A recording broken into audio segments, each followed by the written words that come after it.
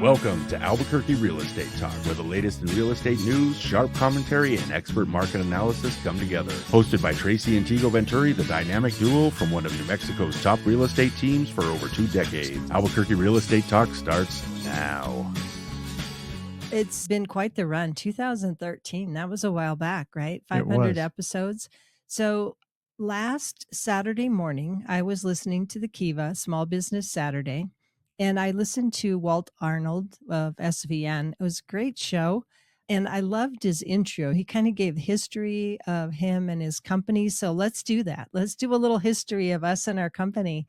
Can you think back to 2002 when we had toddlers in the house and I decided to get a real estate license? I know it was a big change. You had left your corporate career, or actual multiple corporate careers, and where you were at home with the kids. I was in my corporate career and doing it, and you're like, I'm gonna go sell some real estate, or at least get into the business. And you weren't even sure. It just kind of came across. Well, so I was a college recruiter for Intel Corporation. I had been laid off right when our son came along. So it was good timing because I was thinking I might stay at home for a while anyway.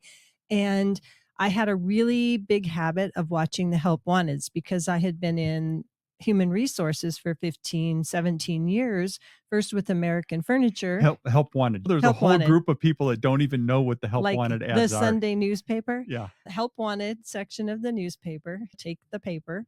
And every week I would look at the Help Wanteds because that was my career for a long time, trying to make my ads relevant and make sure that they showed up in the paper, that we were paying for them or whatever. So I had that habit. And one Sunday I saw Help Wanted for selling land at San Pedro Creek Estates in the East Mountains in Sandia Park. And I went, bingo, I can do that. Or our parents live there on 10 acres. And we went out there almost every Sunday for family dinner, supper, and we would go hiking in the arroyos and search for artifacts and things. So the new rules. Okay, we got to do this. We still got to do this. The NAR settlement. NAR, as in the National Association of Realtors. Yep.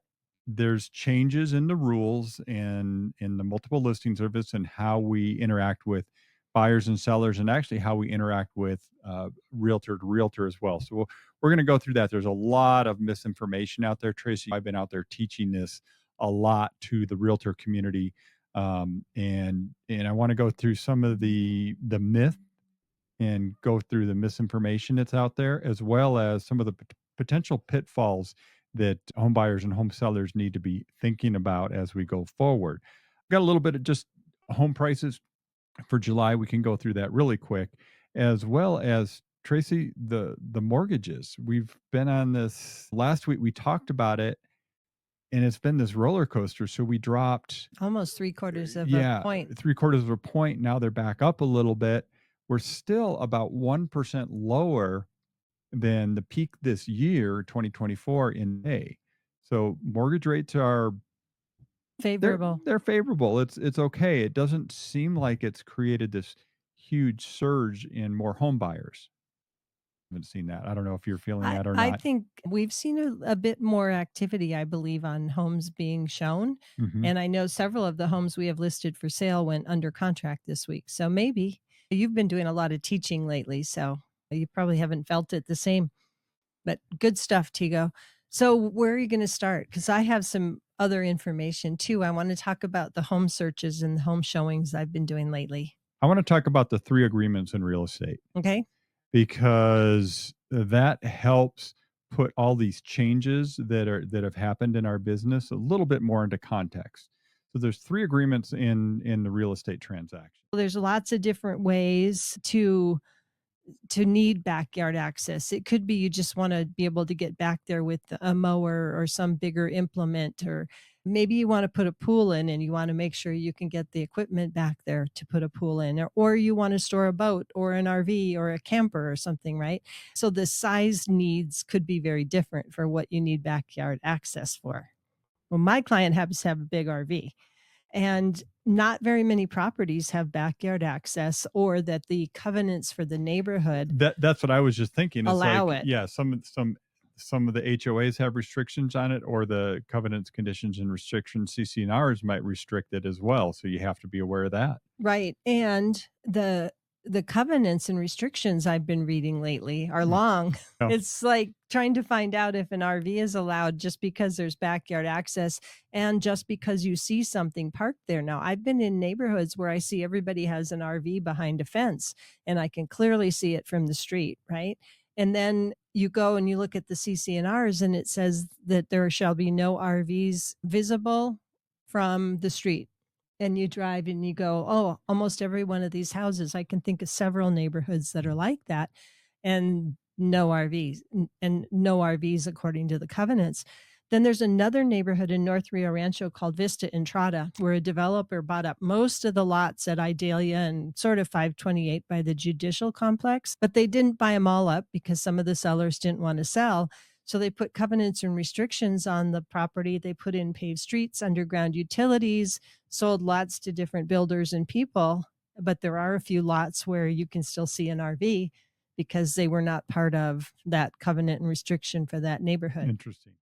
It's interesting because we tend to see a lot of people in the summer searching for homes by schools. And so always important for us to put in when we list a property for sale the school information, which high school, which middle school, which elementary school that house is in the district of.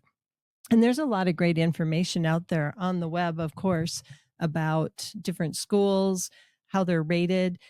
One of the things that, well, something that a lot of my clients have said is when they buy a house and it's in a school district that wasn't their top choice, but they went, this house is great, we're going to make it work, is they say, really, the school district doesn't matter as much as they thought it would, because it's really about each teacher and what teacher you get and how your child meshes with that teacher and things. And some of my past home buyers have said that that they've been at a school that would have probably been their bottom choice of where their school house should be for the school district, and they've just had amazing, wonderful experiences.